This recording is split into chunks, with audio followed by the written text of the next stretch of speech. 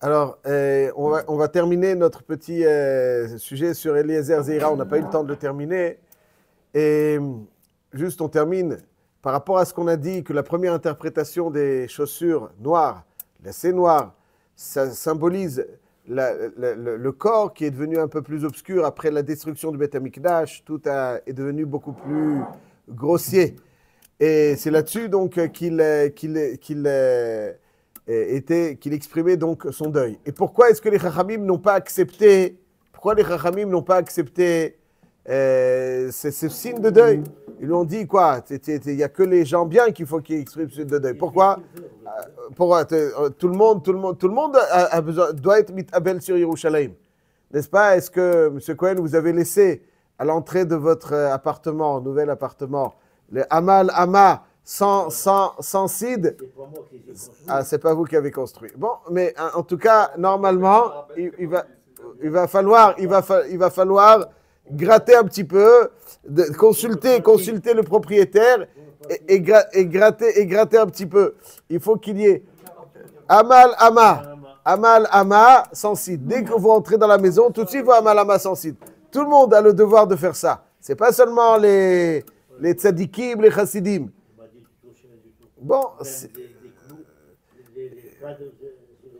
Bon, alors comment vous faites Khurban Yerushalayim dans la maison? Il n'y a pas... bon, ok. Al-Kol Panim, normalement, c'est comme vous faire. Ouais, précisons qu'acheter un cadre, un beau cadre, et Yerushalayim Tishkach Yemini, c'est pas si évident que ça. Parce que le pshat, il est que c'est pas stam se souvenir. C'est pas le pshat, il faut se souvenir. Il faut que notre maison ne soit pas parfaite. C'est pas parfaite. Dès qu'on rentre, c'est pas parfait. Kivyachol, HaKadosh Baruch Hu, il n'a pas de maison. Nous, on a une maison. Alors quoi, tu rentres dans ta maison, tout est parfait? Non, elle n'est pas parfaite, ma maison. Elle n'est pas parfaite. Ouais, ça, c'est l'idée. Donc ça veut dire qu'il y a une partie qui reste avec les briques, qui est pas enduit. Il n'y a pas de peinture, il n'y a pas d'enduit. C'est en briques. Pourquoi? C'est pas terminé, elle n'est pas parfaite. Ça, c'est à chacun. Ça, c'est marqué dans le Shulchan Aruch. Celui qui achète un beau cadre. Alors, le cadre, il enjolive. Alors, il se souvient d'Yerushalayim. C'est pas ça, l'halakha. L'halakha, c'est pas d'acheter un cadre. Alors, celui qui fait ça, le cadre, c'est mieux que rien. Mais c'est pas ça, l'halakha. L'halakha, elle est que la maison ne soit pas parfaite. Ça, ça concerne tout le monde. Quoi, celui qui fait ça, on va le tirer les oreilles. Pourquoi ils lui ont tiré les oreilles? On voit qu'il dit Ad qu'il aura prouvé que c'était quelqu'un de bien. Ce pshat, il est pas shoot, c'est que il y a des évocations qui concernent tout le monde.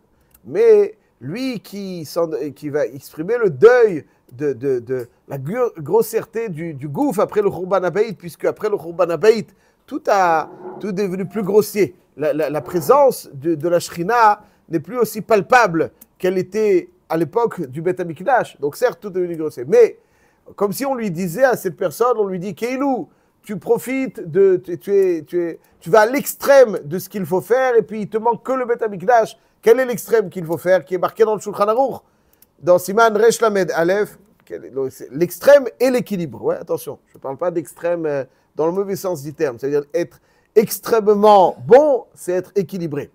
Et donc l'équilibre qu'il faut retenir, nous dit le Shulchan Aruch, qu'à chaque fois que quelqu'un profite de quoi que ce soit, il ne va pas en profiter en tant qu'objectif. Il va en vacances. Pourquoi tu vas en vacances? Un goy qui va en vacances, il travaille pour aller en vacances, le goy. Le juif, il va en vacances pour mieux travailler. Pourquoi est-ce que tu vas en vacances? Pour mieux travailler Hachem. Ouais, pour mieux servir à Kadosh Baruch Hu. Le goy, il travaille pour aller en vacances. Le Yehudi, il va en vacances pour servir Hachem, pour revenir en forme, pour être dans son esprit frais et équilibré.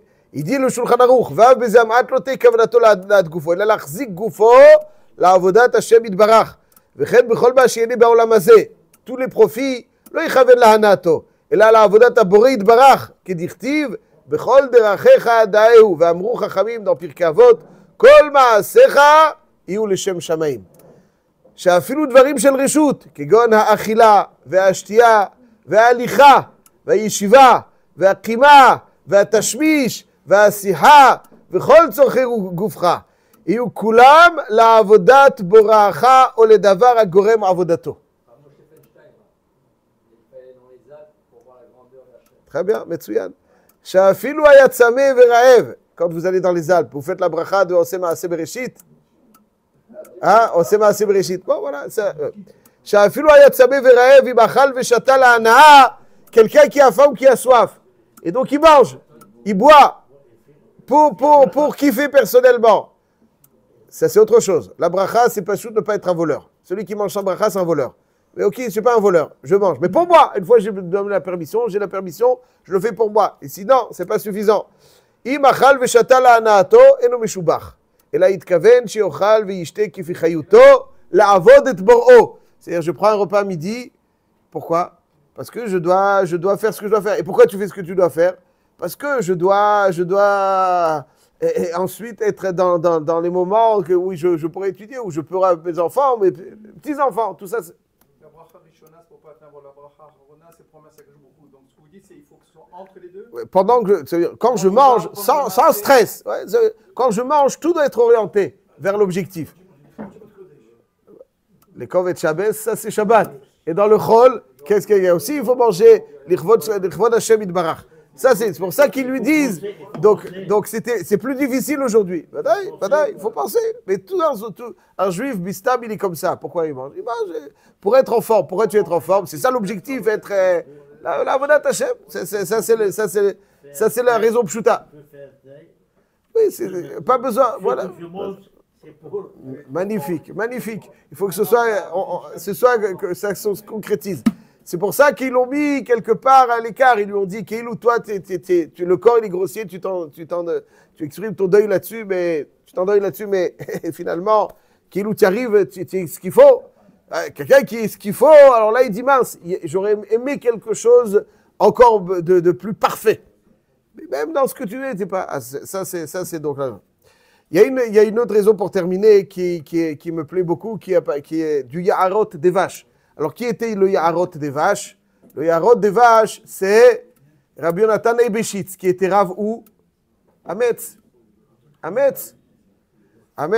pas le confident d'Autriche? Il était à Metz. Il était entre autres Rav à Metz. Il y a encore une autre ville, mais il était Rav à Metz. Et c'est une dracha qu'il a donnée, voilà, il y a un peu plus de 250 ans. Il faut savoir qu'à Metz, il y a eu des Géoné Olam qui étaient Rav. Même à Marseille. À Marseille aussi. Il y avait donc le Shagatarié, il y avait donc Rabbi Nathan Eibeshitz. Metz, c'était une très grande, Baruch Hashem, très grande communauté. Il y avait des rabbanim d'exception. Et donc le Yaharot des vaches, c'est un livre de Drushim de Rabbi Yonatan Eibeshitz. Et dans ce livre de Drushim, il rapporte donc la Gemara dans Baba Kama qu'on a lu, donc pourquoi ils l'ont grondé, parce qu'ils mettaient les chaussures, les lacets noirs. Il dit pourquoi quel est le pshat, il mettait les lacets noirs pour exprimer quoi? Blanc. Alors, les lacets étaient plutôt blancs, Simon. Les lacets étaient plutôt blancs. Comme les nègres que tu vends, les mêmes nègres, Il dit comme ça. Il dit Rabbi Yonatan Eibeshitz, Yaharot des vaches. Je le cite, ouais, parce que c'est un passage qui me plaît. Il dit Yosef Ben Gurion. c'est pas les mêmes. C'est pas du tout le, c'est pas du tout le même.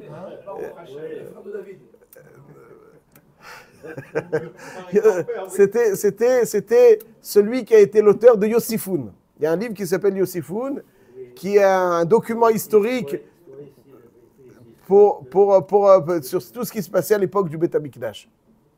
Yosef Ben Gurion. Et il a écrit une kina sur le Beth Amikdash. Et je cite, il dit dans cette kina qui a dochim al ritzpat Beth Amikdash hayu mesigim chochma vaïta ritzpa markemet. Il dit que la connexion, pourquoi est-ce qu'il marchait sans chaussures donc dans cet endroit kadosh, c'est parce que, et d'autres après l'ont déformé comme ils ont tout déformé, bien entendu, malheureusement, mais le Ham Israël, il marchait donc sans souliers parce que la connexion même avec l'endroit kadosh leur été profitables et ils avaient, grâce à cela, Ruach HaKodesh. Non, לאו דווקא. והדורכים עליה השיגו חוכמה ונתדבקה בהם רוח הקודש. ולכך הוצרכו ללך בלי סנדל, שלא יהיה דבר חוצץ בינם לבין האדמה אשר דורכים עליה. C'est-à-dire dans le Harabaït, on rentrait sans souliers. Pourquoi? Le Harabaït. Pourquoi? Il dit parce que cet endroit qui était Kadosh alimentait de voix et Ruach HaKodesh tout celui qui יכול להיות.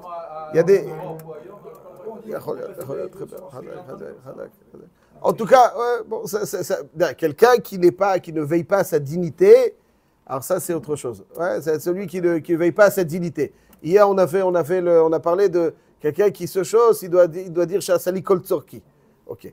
Mais celui qui ne veille pas à sa dignité, donc il est aval. Ici on parle quand ils rentrent dans le Harabaït, ils étaient sans souliers. Il dit pourquoi? Parce que la terre les alimentait en Ruach HaKodesh. שלא יהיה דבר חוצץ בינם לבין האדמה שהדורכים עליה, כדי שיפסיקו שפעת קודש מהאדמה. Il dit que c'est ça le pshat parashat השבוע. של נעליך מעל רגליך, כי המקום. Hier, les jours précédents, on a donné une autre explication.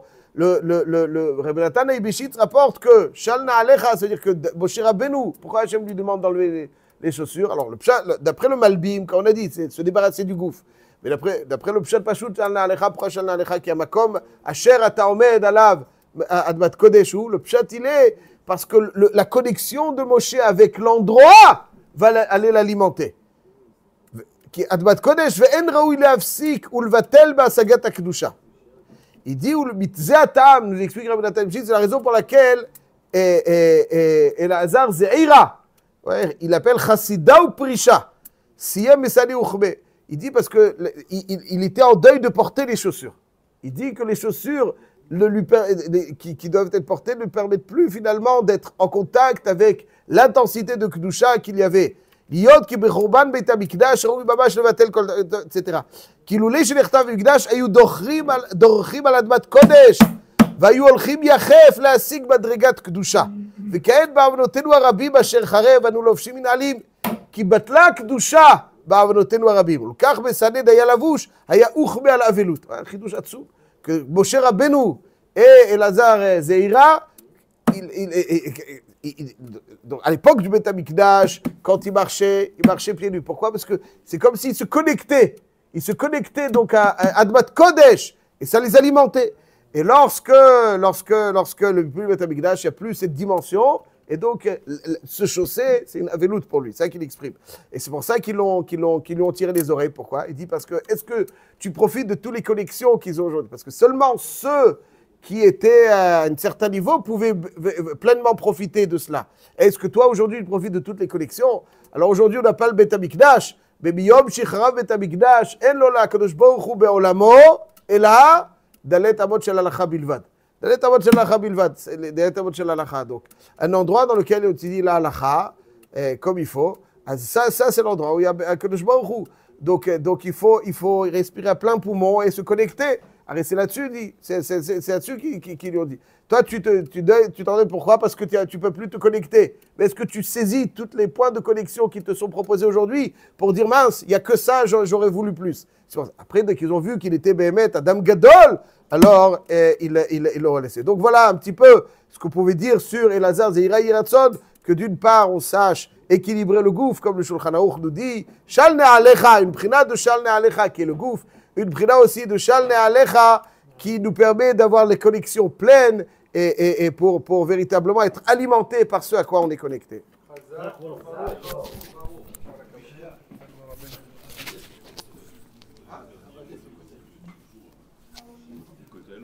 Il y a eu un